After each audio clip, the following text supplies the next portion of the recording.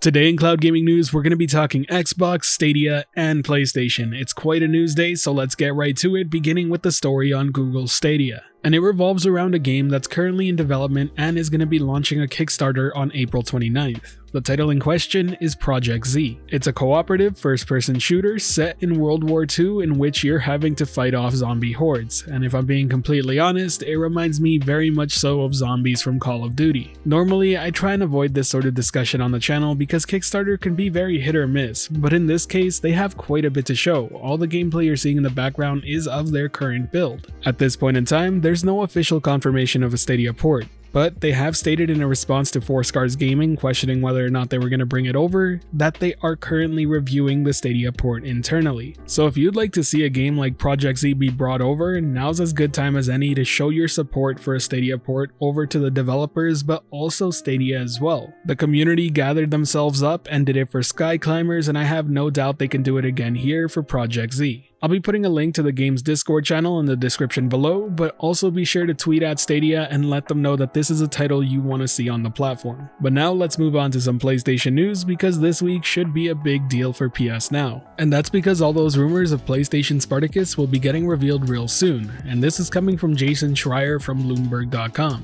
So that's to say that the chances of this happening are pretty damn good. So how soon can we exactly expect all this news? Well, it's as early as this coming week. While plenty of news sites are reporting that this is an answer to Game Pass, that's not necessarily true. In fact, everybody with insider sources has stated that this isn't meant to compete directly with Game Pass. Instead, it's a revamp of PlayStation subscription services, PS Now and PS Plus. But of course, that sort of headline wouldn't get as many clicks. So let's talk about what you really should expect out of this.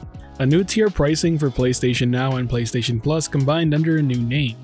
There is expected to be 3 tiers in total, one that's pretty much PlayStation Plus as it is now, one that combines both PlayStation Plus and PlayStation Now, and finally the last tier, which will be focused on cloud gaming and giving you a back catalog of PS1, PS2, PS3, and possibly even PSP games. What you shouldn't expect is day 1 PlayStation 5 exclusives launching directly into the subscription a la Game Pass. According to the recent rumors circulating right now, there is supposed to be a splash of some recent hits on the service, but what those games are have not been leaked. On the cloud gaming side of things, it'll be interesting to see if this revamps PlayStation Now into something new, because as of right now, it could use some updates. For example, an app for mobile phones would be greatly appreciated alongside PlayStation 5 game support. They can already stream at 1080-60 much like Xbox game streaming, but it would be great to see them push past that. Either way, it shouldn't be too long now until we see some official word from PlayStation themselves. But now let's move on to some Xbox game streaming news I actually missed reporting on earlier this week, and it's pretty important because there's a lot of hype surrounding the Steam Deck. Recently, Microsoft partnered with Valve to bring a beta version of Microsoft Edge over to the Steam Deck that allows it to play Xbox cloud gaming. As I stated previously, it is still in beta, so there is a bit of a workaround to actually set it up. If you're interested, the link will be in the description below. This does allow some people to play some Xbox games that aren't actually available on the Steam Deck due to anti-cheat reasons. For example, Gears 5, Halo the Master Chief Collection, Halo Infinite, and Microsoft Flight Simulator 10 were not available to be played locally. This solution is a bit of a workaround, but it will get you playing all of those games. Now, before I wrap things up, I just want to see if anyone here is interested in the Steam Deck and whether or not you plan on purchasing one. If so, let me know down below. Now, if you enjoyed this video or found it helpful at all, be sure to hit that like button as it really does help the channel out, and if you're wanting more content like this, be sure to subscribe and hit that notification bell as well. As always, this has been the Virtual Cloud, giving you the latest and greatest on everything cloud gaming related, and until next time, I'll catch you in the clouds.